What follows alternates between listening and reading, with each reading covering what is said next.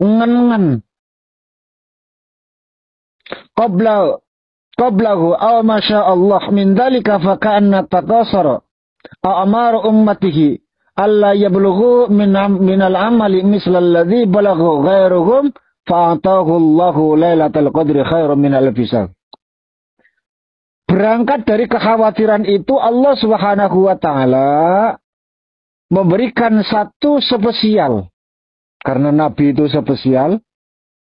Nabi itu Al-Mustafa, gelarnya, yang dipilih. Nabi kita Muhammad itu adalah satu-satunya nama yang pantas mendampingi Allah. Sehingga banyak sekali para nabi-nabi dulu yang menyaksikan itu, bahkan taubatnya Nabi Adam alaihi salam akan penyesalannya itu pun karena bertawasul kepada nama Nabi Muhammad sallallahu alaihi wasallam. Itu luar biasa. Nah, karena Nabi itu adalah Al-Mustafa, Nabi itu adalah yang dipilih, maka Nabi selalu diberikan spesial. Dalam wahyu diturunkan Al-Fatihah. Dalam wahyu diturunkan akhir surat Al-Baqarah. Dalam wahyu diturunkan surat ayat kursi. Itu yang tidak pernah diberikan Allah kepada nabi-nabi sebelumnya. Cara ibadahnya, cara sesucinya tidak sama, Bu. Ya. Bayangkan, umat terdahulu ketika mau menghilangkan najis, mereka harus menyobeknya. Nggak bisa dicuci, Bu.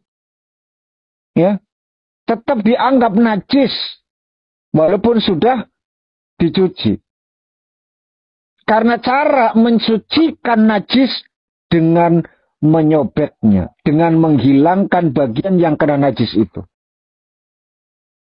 Makanya Nabi Musa pernah melihat satu alat pembersih untuk mensucikan,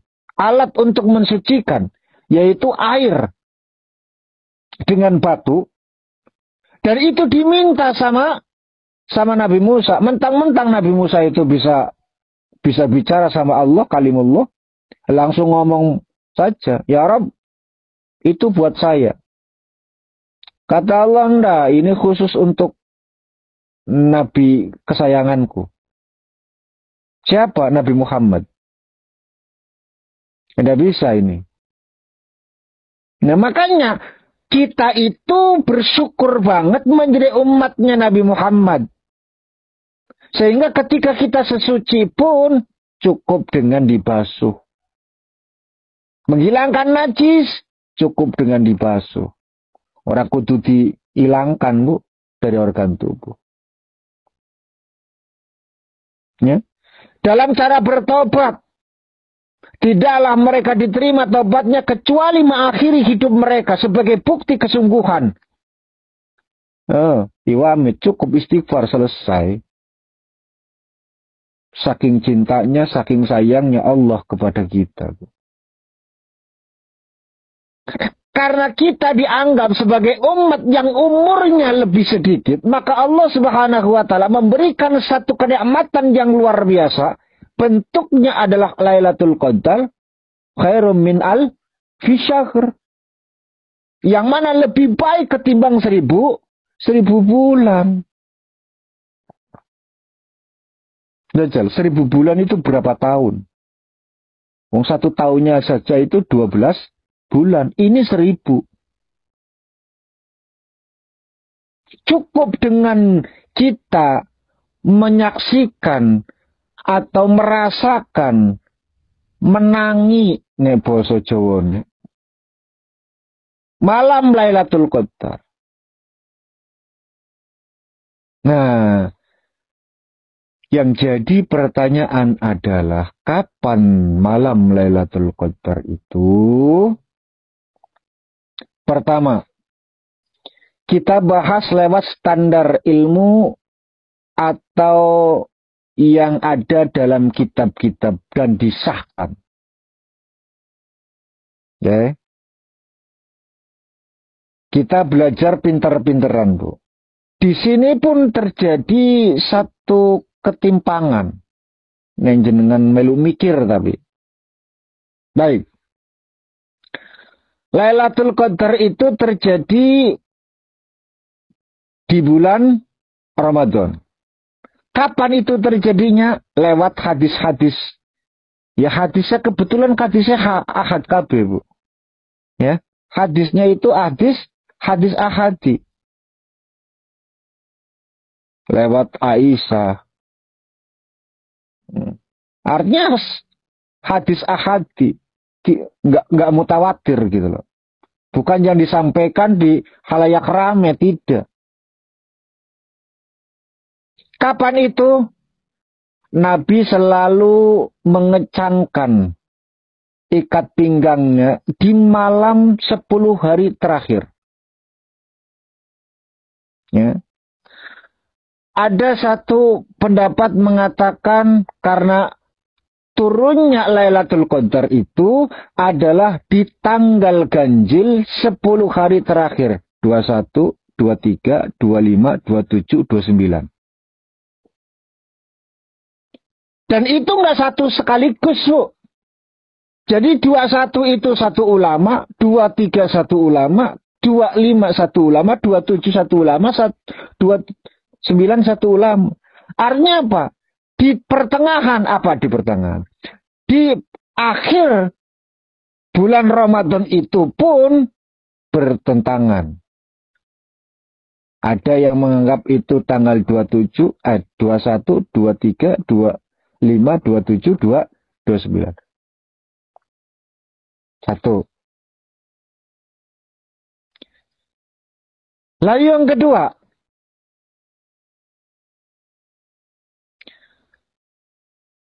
Bahwa bertepatan dengan Lailatul Qadar, maka itu menempati satu kondisi turunnya Al-Quran. Ya. Turunnya Al-Quran.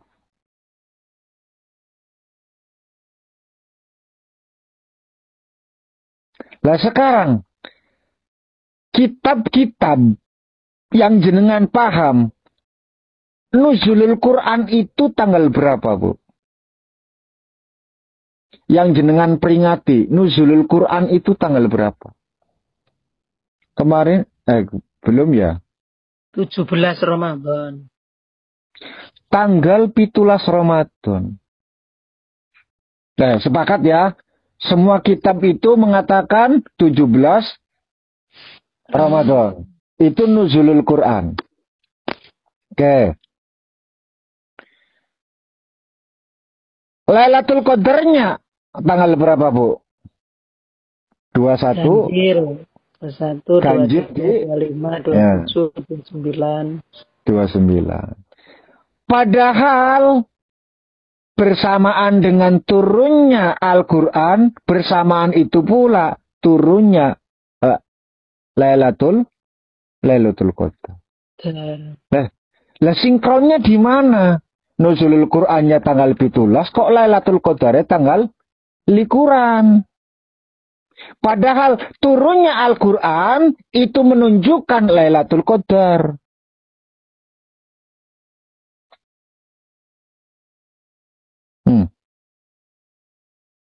Iya, Bu. Ya kan inna anzalnahu fi lailatul qadr wa ma adraka ma lailatul qadr. Lailatul qadri khairum min alfi syahr. Tanazzalul malaikati warruhu fiha. Bahwa inna anzalnahu fi lailatul qadr. Al-Quran itu turun bersamaan dengan fi lailatul qadr. Di mana itu adalah malam Lailatul Qadar. Itu Qur'annya jelas. Satu ayat, satu surat penuh menjelaskan tentang itu. 17 Ramadan turun. Ya, turun Al-Qur'an. Loh kok mengatakan Lailatul Qadarnya tanggal likuran? Padahal turunnya Al-Quran, terbukanya Lailatul Qadar.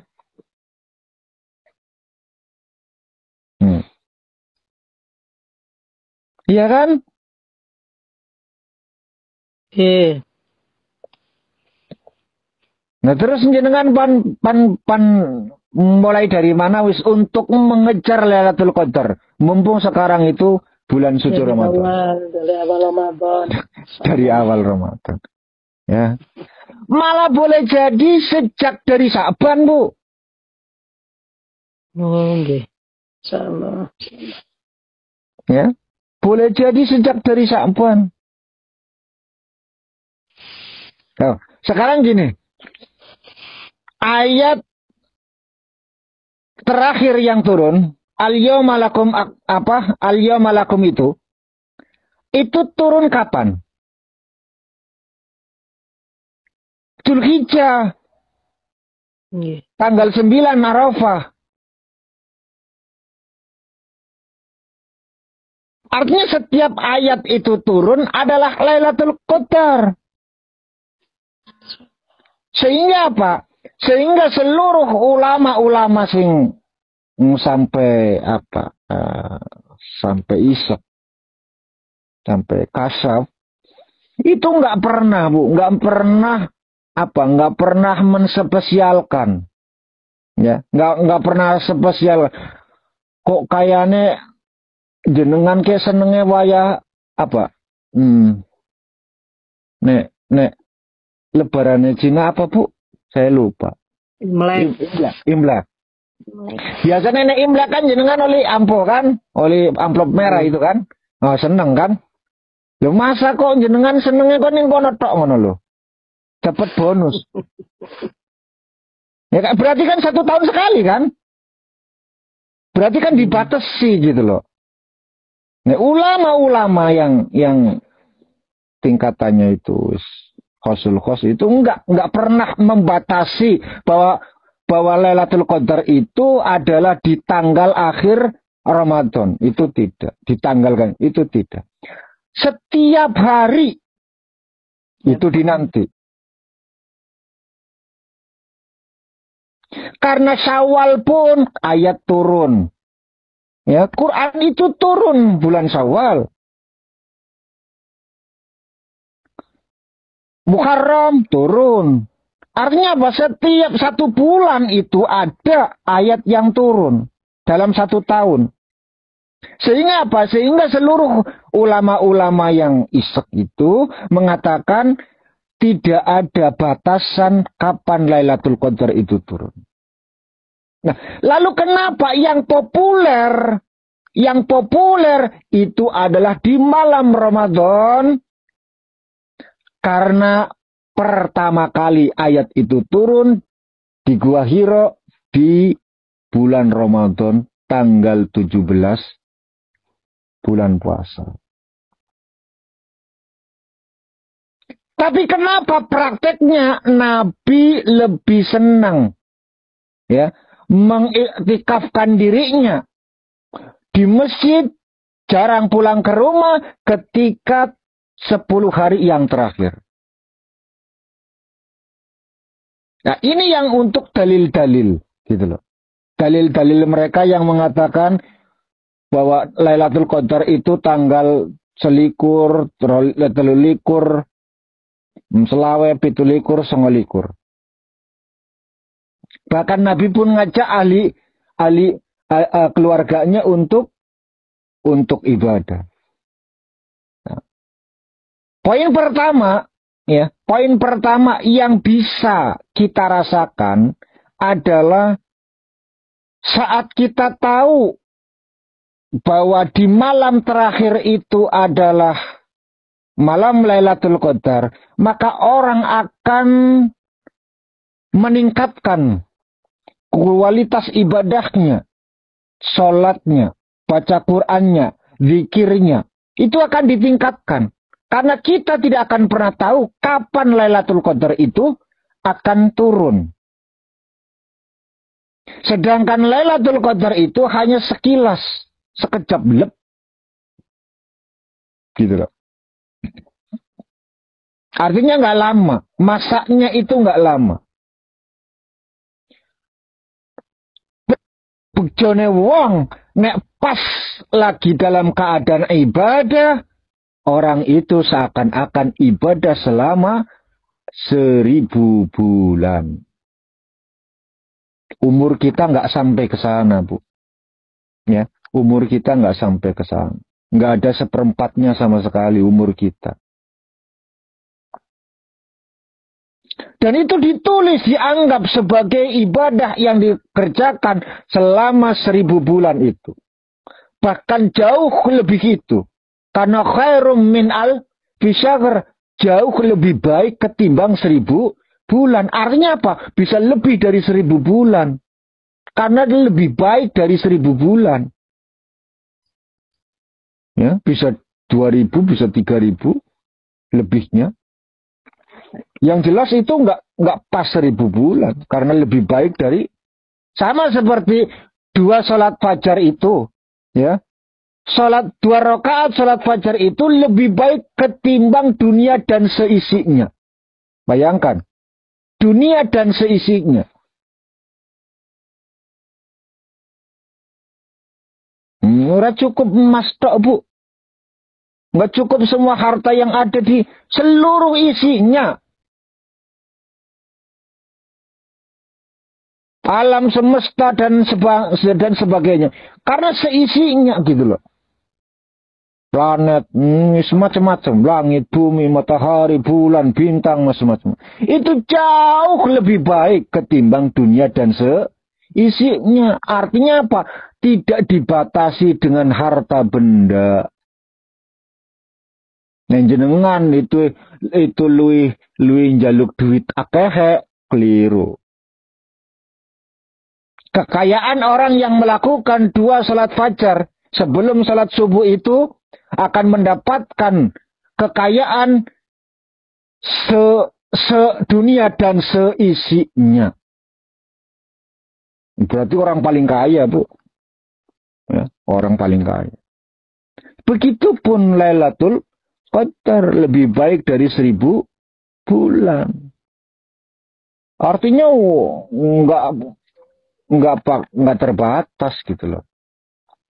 Makanya ulama itu merumuskan tentang ini supaya apa? Supaya kita itu saat menjalankan ibadah puasa tahu ada satu rahasia 1000 bulan di sana, sedangkan waktunya itu tidak menentu, maka diharapkan seluruh umat yang menjalankan ibadah puasa yang menginginkan mendapatkan Lailatul Qadar start dari awalnya. Ya, malamnya itu sudah start dari sejak 1 Ramadan. Lebih dikencangkan lagi 10 hari yang terakhirnya, gitu loh. Bukan hanya sebatas apakah dia mendapatkan Lailatul Qadar atau tidaknya. Tapi 10 hari yang terakhir sudah merupakan satu kepastian bahwa pada tanggal 1 bulan Syawal sudah tidak boleh puasa lagi. Padahal di balik bulan suci Ramadan itu banyak sekali pahala yang bahkan malaikat sendiri tidak sanggup untuk mencatatnya. Karena puasa adalah ibadah yang dikhususkan untuk Allah Subhanahu wa taala, sehingga Allah pun mengatakan wa ajza bihi, aku sendiri yang akan membalas pahalanya bagi orang yang berpuasa. Itu sirinya kenapa di akhir bulan suci Ramadan disuruh untuk lebih meningkatkan kualitas ibadahnya. Walaupun fenomena yang terjadi di masyarakat malah sebaliknya. Awal penuh, akhir malah entek, Bu. Ya. Mungkin yang perantauan pada dalam perjalanan pulang. Sudah pulang mall, Pak. Murah-murah, mall. kosong. Sing ning omah ngenteni sing dari perantauan malah sibuk belanja dan seterusnya dan seterusnya. Tapi ya nggak apa-apa, nggak masalah. Karena apapun itu ya, apapun itu, bahwa kita itu misalkan satu pemahaman yang harus kita yakini adalah ojo nganti perbuatan sunnah mengalahkan perbuatan yang wajib. Fatwa kalian itu mengatakan wong puasa 1 bulan, cuma 1 bulan dalam 1 tahun, eman-eman, kasihan. Jangan disia-siakan. Ayo kita terus lakukan peningkatan kualitas iman dan takwa. Jenengan tanpa sadar menyinggung orang-orang yang tidak sanggup untuk sholat tarawih lho, Bu. Nek omongannya jenengan. Ngono kuwi ngono lho maksudnya. Wong kok kaya kebo. Rugi tenan wong sing entok ulan Ramadan kok ora tarawih misalkan. Rugi-ruginya orang yang tidak sholat tarawih. Bahkan ada yang lebih ganas lagi, puasa ora tarawih. Puasanya ora sah. Ada yang lebih kejam seperti itu. Ada yang rada ringan sidik tapi tetap nyelekit. Puasa kok ora tarawih, ora sempurna puasanya. Itu menyinggung orang-orang yang mungkin kerjanya di Indomaret, Alfamart, jadi satpam, supir, konduktor. Ya kan? Tarawih itu sunnah, golet nafkah wajib. Wong tugasnya bengi. Kerja cari rizki yang halal, golet nafkah hukumnya wajib. Tarawih sunnah. Masa yang sunnah dibela-belain, meninggalkan sesuatu yang wajib? Oh, kasihan kan orang-orang yang tidak berdaya. Boleh jadi mereka ketika pulang malam nangisnya lebih dahsyat ketimbang sholat tarawih yang kita kerjakan. Kita nggak pernah tahu. Jadi jangan sekali-kali ucapan-ucapan yang menurut kita itu soleh banget gitu loh. Ya, menurut kita soleh banget, baik banget. Tapi itu menyinggung orang-orang yang dengan ketidakberdayaan mereka. Yang nasibnya tidak sama dengan diri kalian. Dengan diri kita. Nah, kalau kita mungkin lebih enak, lebih lah ya. Tapi mereka yang dengan kondisinya seperti itu, malah boleh jadi mereka yang mendapatkan Lailatul Qadar. Karena i'tikad mereka itu bekerja, niatnya itu adalah ibadah. Karena itu adalah perintah dari Allah Subhanahu wa Ta'ala. Saya seorang suami, saya seorang laki-laki, bertanggung jawab penuh pada keluarganya. Saya disuruh untuk mencari nafkah, untuk menafkahi mereka. Saya niat mencari rizki yang halal, supaya Allah ridho terhadap apa yang saya kerjakan. Malam Lailatul Qadar lagi papoh gitu. Sedang berdumel seperti itu, sedang ngomong seperti itu. Seakan-akan itu merupakan satu doa yang terlantun. Ya Rabb, yang penting engkau memberikan keridhaan kepadaku, aku akan selalu mencari rizki yang halal. Oleh rizkinya halal terus, Bu. Diberikan kemudahan dan lain sebagainya. Berawal apa? Berawal dari keinginannya untuk menjalankan sholat seperti yang kalian lakukan.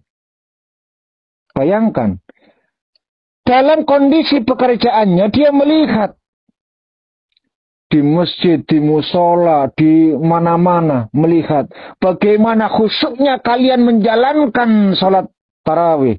Senangnya kalian menjalankan salat tarawih. Bahagianya kalian menjalankan salat tarawih. Dengan penuh riang semangat yang luar biasa. Tersentuh hati mereka yang tidak sanggup untuk melakukan itu karena harus melakukan pekerjaan. Nangis dalam hatinya. Grentas ning ati. Malah sing malah boleh jadi yang ngrentas, yang jadi yang itu, yang seperti itu kan. Karena kadang-kadang kita dengan sikap atau dengan alasan kesalehan yang kita lakukan, karena saking banyaknya ibadah yang kita kerjakan, kita malah menganggap mereka itu tidak pandai mensyukuri nikmat Allah. Ya karena bahasanya terlalu menyakitkan. Wong Ramadan itu enggak selamanya. Ramadan itu 1 tahun cuma sekali dalam 1 tahun. Mbok sing kenteng ibadahe, salate dikatai, ditambahi.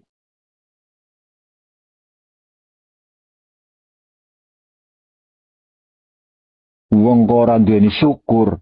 Misalkan ada orang yang mengatakan semacam itu. Itu sangat melukai orang-orang yang dengan ketidakberdayaannya, yang notabene mereka sedang melakukan kewajiban.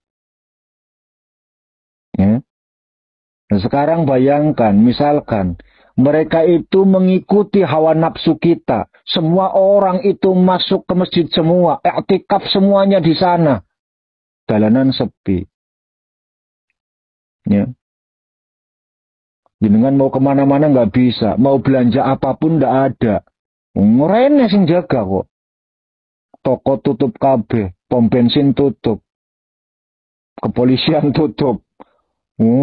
Kenapa? Karena di masjid semuanya, i'tikaf semuanya, berlomba-lomba mencari Lailatul Qadar. Ya karena salah gurune menyampaikan Lailatul Qadar.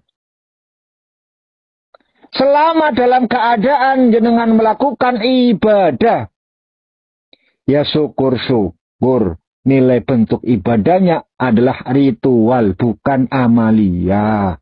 Syukur-syukur gitu loh.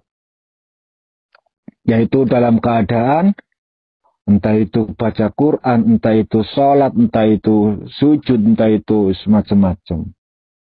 Tapi jenengan pun jangan sampai putus asa. Gitu loh.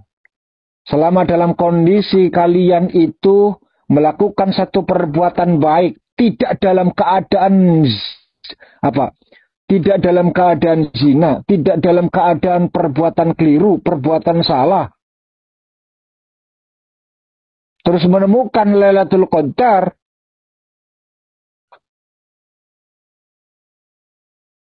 ya sudah, luar biasa, Bu.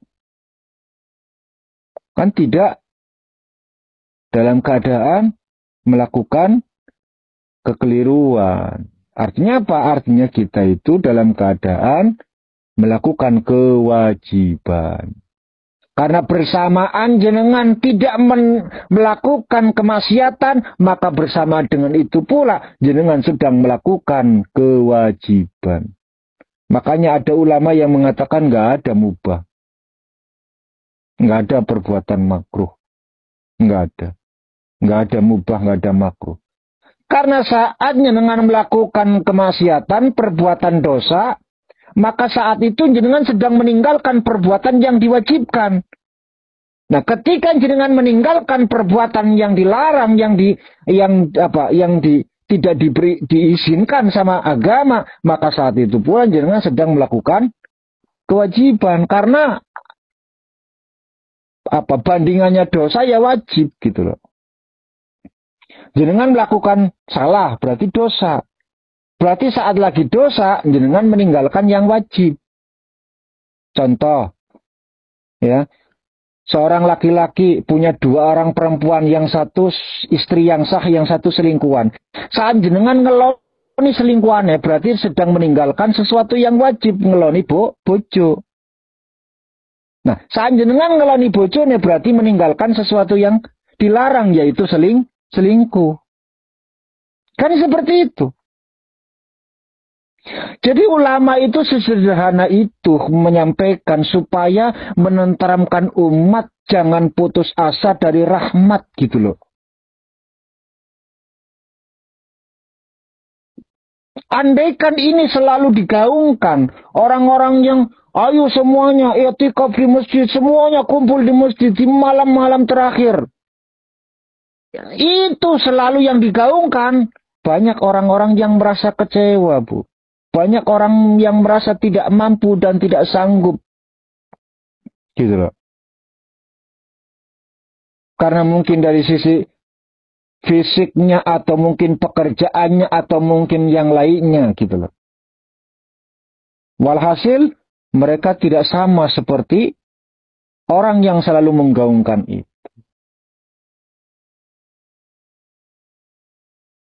Hingga ulama-ulama yang berpandangan semacam ini, orang yang selalu memberikan satu harapan kepada umat. Wis ora masalah, sing penting kowe ora maksiat saat Lailatul Qadar ditulis lakoni kewajiban. Apa meneh lagi kerja, ya. Dalam hati kalian selalu berdoa, zikir, ingat pangeran, semacam-macam. Mungkin itu pengganti dari i'tikaf yang harus kalian lakukan di masjid. Itu bisa jadi jenengan dadi malahan. Gerentesannya malah ada. Nah, teman-teman, sahabat-sahabatku semua. Jadi sudah deal ya. Bahwa jangan pernah kita batasi standar ilmu.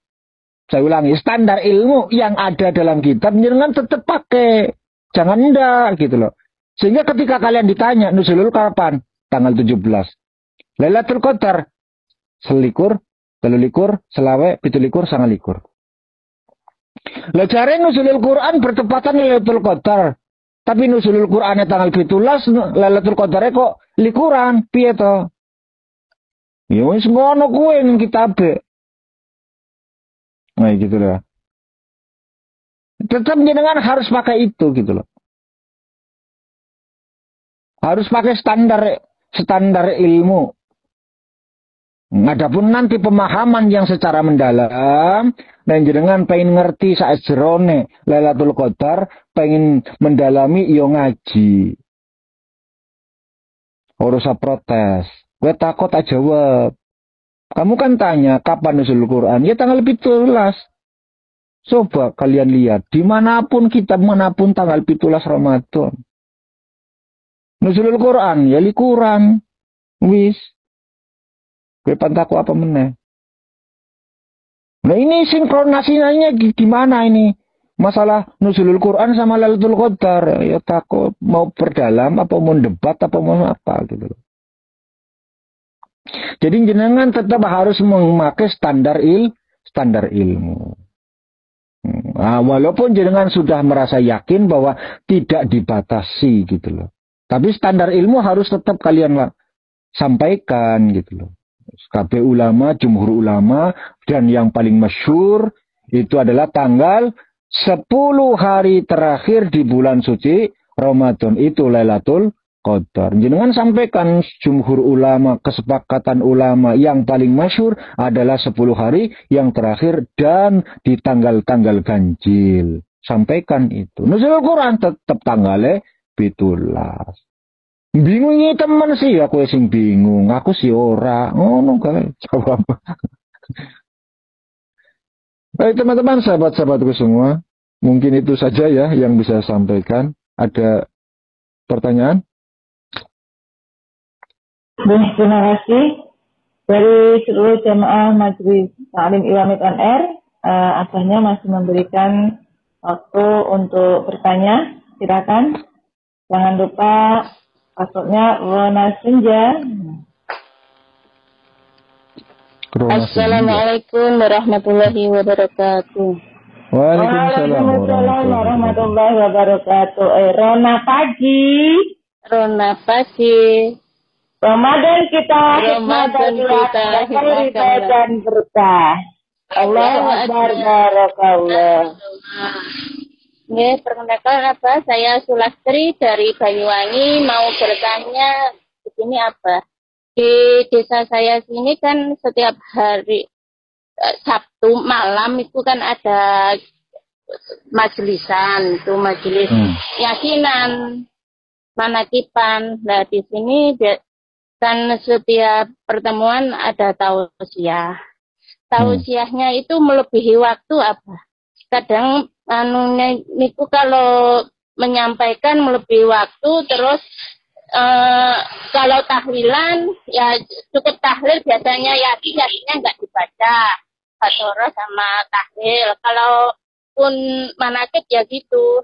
Jadi intinya itu waktunya habis untuk tausiah. Lah di sini kan jamaahnya itu grundelan apa? Umek nonton semuanya kelamaan, tapi nggak berani nggak berani. Itu bagaimana sebagai MC untuk sebaiknya bagaimana apa? Atas jawabnya terima kasih. Wassalamualaikum warahmatullahi wabarakatuh. Waalaikumsalam warahmatullahi wabarakatuh. Langsung saja apa? Ampun. Aduh. Kowe panjaluk dihukumi piye to? Dihukumi kiyaine sik apa dihukumi? Jamaah. Masalahnya gini ya. Kita kalau mau seorang kiai ojo nganti nganggo ilmu pemahaman talim seorang kiai ojo gumbede ngerasa dewa itu yang punya hak untuk ngajari atau punya hak untuk dihormati, sebab kalau pakai ilmunya talim. Seorang guru harusnya pakai Ihya Ulumuddin, sing orang duweni hak apapun, ya. Jadi masalahnya kalau si kiainya itu ora bakalan wani nyetop aku, ora bakalan wani semacam-macam karena wajibane murid ke tunduk patuh sami'na wa atokna karo guru. Yang dadakna gede atine gitu loh. Sebaliknya seorang murid ojo nganti nganggone ilmu Ihya Ulumuddin, ora bakalan duweni unggah-ungguh karo gurune. Mesti seorang murid kudu nganggone talim mutalim. Ojo diwalik. Nek diwalik bubrah Bu, yakin. Sing murid duwe pegangane Ihya Ulumuddin yo saiki ae kowe lagi diangkat karo pangeran. Sesuk mben ya mbuh ora eruh. Ya. Wong husnul khotimah lak sing weruh kok. Saiki kowe mulya mungkin aku sesuk sing mulya. Sabar karena yaf'alu ma yasha, ya repot ning ngono carane. Orang duweni sopan santun murid karo guru. Dan tidak bisa kita pungkiri bahwa itu adalah sesuatu yang dibenarkan gitu loh.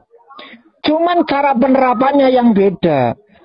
Seorang guru nerapnane Ihya Ulumuddin, murid nerapnane kitab talim mutalim. Coba dibalik, guru taklim mutalim, murid Ihya Ulumuddin, bubrah Bu. Orang ini unggah-ungguhe, orang ini sopan santun Bu. Sebab pakabeh kemuliaan saka pangeran.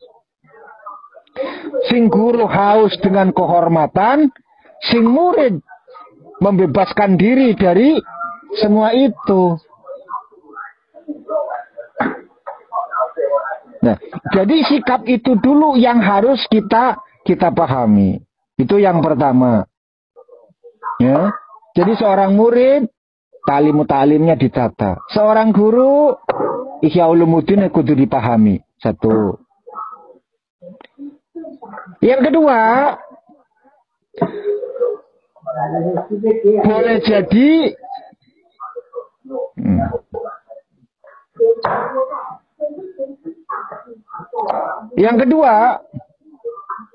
boleh jadi mungkin yang disampaikan itu mungkin gitu loh, mungkin tidak bisa diterima, kurang enak mungkin penjelasannya, atau mungkin kurang keramat dirinya. Ya. Sehingga murid mana Bu? Timur. Anak apa? Ini Timur Bu ini. Oh, lah. Iya. Sehingga murid itu apa? Sehingga murid itu wani ning gedumel. Enggak wani secara langsung gitu loh. Beraninya di belakang. Ya kan? Nah, sikap apa yang harus kita ambil? Jenengan kenapa nggak ganti aja? Kan Ustadz ora siji tok. Kan akeh Ustadz. Gitu loh. Kalau tantangannya itu gitu loh. Ya, kalau tantangannya itu. Tapi kalau memang masih bisa dibicarakan, ya sudah bicarakan. Karena kita itu terbatas waktu ataupun bagaimana. Walaupun sebenarnya kalian ya keliru, Bu. Ustadznya kok diatur-atur. Dibatasi dan lain sebagainya. Terus sing dadi ustad, ojo kaken seneng omong. Jadi sing bener sapa? Ya bener kabeh. Sing salah sapa? Ya salah kabeh. Iya kan? Ngaji kitab niku, Mbah. Heeh. Bener kabeh salah kabeh, Bu, masalahnya. Tergantung dari sisi mana kalian itu akan menilai. Iya kan? Jadi ya yang paling berhak memutuskan ya kondisi kalian yang tahu di sana. Wah, aku ora weruh kok dikongon mikir. Ya. Ya sebaiknya seperti apa ya kau sampaikan saja ya ora apa-apa. Ustaz nyuwun sewu niki wektalen pun telas napa pripun. Ojo ngedumel. Wan diwaneni ora apa-apa. Ning ojo apa jangan salahkan saya kalau nanti Ustadz mutung ora gelem mulang malah repot jenengane. Ya itu resiko. Selalu ada kos yang harus dibayar untuk mencapai sebuah tujuan, Bu. Ya. Selalu ada gitu loh. Jadi jenengan siap-siap saja. Apapun resikonya, ayo kita ambil bareng-bareng. Ojo suwung siji, Bu. Kan jamaah. Ya sudah kumpulan. Ki piye cenake ngono lho. Pan dibekot apa piye ngono lho. Ganti apa piye no. Ya terserah nanti kepengurusan itu maunya seperti apa ya. Jadi ya mohon maaf tidak secara langsung saya bisa memberikan keputusan seperti itu. Saya kembalikan lagi kepada panitia dari jamiah itu sendiri. Kalau memang wis lah nengone carane entak waktune terus ganti ae lah ustadze ben. Ya terserah. Nek jenengan trimo ya boleh jadi mungkin itu yang terbaik, boleh jadi gitu loh. Ya, boleh jadi. Ya wis lah ora masalah.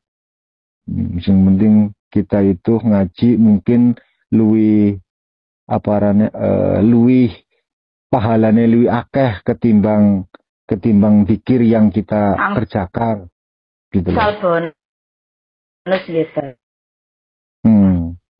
Jadi ya tergantung dari sisi mana kita menilai gitu loh. Ya. Nah, cara ahli ilmu ya tetap pengajian. Tapi ngaji kita ya, ngaji kitab artinya ngaji sing bahas tentang hukum halal haram. Orang ngaji mukur ngandani pengine ben wong-wong ke pada tunduk patuh karo dekne ya wis keliru meneh kabeh wis. Ya karena kita saya juga nggak tahu apa yang disampaikan, jangan-jangan malah saya yang keliru kan repot. Menyampaikan tentang kebenaran, kebaikan. Ya, jadi ya itu saja ya yang bisa saya sampaikan. Terus terima kasih. Alhamdulillah, terima kasih langsung doa apa perkataan. Mari kita sama-sama berdoa kepada Allah Subhanahu wa taala, mudah-mudahan kajian pada pagi hari ini ada manfaat yang bisa diambil dan mendapatkan ridho, izin, rahmat dari Allah Subhanahu wa taala. A'udzubillahi minasyaitonir rajim. Bismillahirrahmanirrahim. Allahumma shalli ala sayyidina habibina syafina karimina tukhrina maulana Muhammad wa sallim wa rabbi tabarakatuh lan kulli sahabati rasulullah ajmain. Alhamdulillahi rabbil alamin. Hamdan syakirin, hamdan na'imin, hamdan yuafi ni'amahu yukafi masidah. Ya Rabbana lakal hamdu kama yanbaghi li jalali wajhika wa 'azimi sultanik. Allahumma salli salatan kamilatan wa sallim salaman tamman ala sayyidina Muhammad tanhalu bil qad wa tanfariju bil qurab wa tuqda bil hawaij wa tunalu ruhu wa husnul hawatim wa yustasqal humam bi wajhil karim fi kulli lamhatin wa nafasin bi anta bi kulli ma'lum millat. Assalatu wassalamu alayka ya sayyidina ya Rasulullah alladhi qala ud'uni astajib lakum liyaghfir lana jami'adz dzunubina wa yaqbala taubatana wa yujibat da'watana bihadhihi da'watil mubarakah. Allahumma biwasilati Rasulillah ya Rasulullah inna nataslu bika illallahi ta'ala liyaqdi hajatina. Allahumma taqabbal siyamana wa salatana wa ruku'ana wa sujudana wa qira'atal qur'ana. Allahumma nadim ahwalana wa hasin af'alana wa khallisna min alamil faqri wa dhulli wa asimna min al-bala wal waba wa ta'un wa min syul a'da wa syayatin wa nafsil amrati bisu. Allahumma ya kasrun nawal wa ya khaliqul jamil af'al wa fiqna liniyatil khair fi jamil aqwal wal ahal. Allahumma sallimna wa sallim dinana wa la taslub waqtana si imanana wa la taslub alaina man la yakhafak wa la yarhamna warzuqna khairad dunya wal akhirah innaka ala kulli syai'in qadir. Rabbana atina fid dunya hasanah wa fil akhirati hasanah wa qina adzabannar. Wa sallallahu ala sayyidina Muhammadin wa ala alihi washabihi wasallam. Subhana rabbika rabbil izzati amma yasifun wa salamun alal mursalin walhamdulillahi rabbil alamin. Bihaqqil Fatihah. A'udzu billahi minasy syaithanir rajim. Bismillahirrahmanirrahim. Alhamdulillahi rabbil alamin arrahmanir rahim maliki yaumiddin. Iyyaka na'budu wa iyyaka nasta'in. Ihdinas siratal mustaqim. Siratal ladzina an'amta 'alaihim ghairil maghdubi 'alaihim waladdallin. Amin. Sekian dan demikian yang bisa saya sampaikan. Terima kasih atas segala perhatian.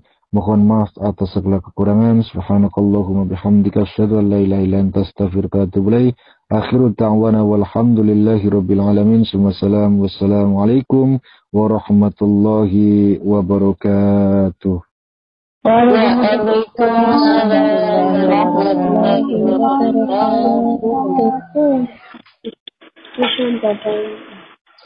Terima kasih kepada Al-Mukarram Al-Ustadz Alan Maulana Ibrahim yang telah menyampaikan dalam kajian kitab saya pada pagi hari ini. Jadi ilmu yang bermanfaat di dunia dunia hatta akhirat, dan juga dapat satu pertanyaan dan jawabannya bisa kita pahami semua, dan semoga dia selalu dalam lindungan Allah Subhanahu wa taala dimanapun berada. Dan marilah pada pagi hari ini kita sempurnakan dengan membaca doa akhir majlis bersama-sama.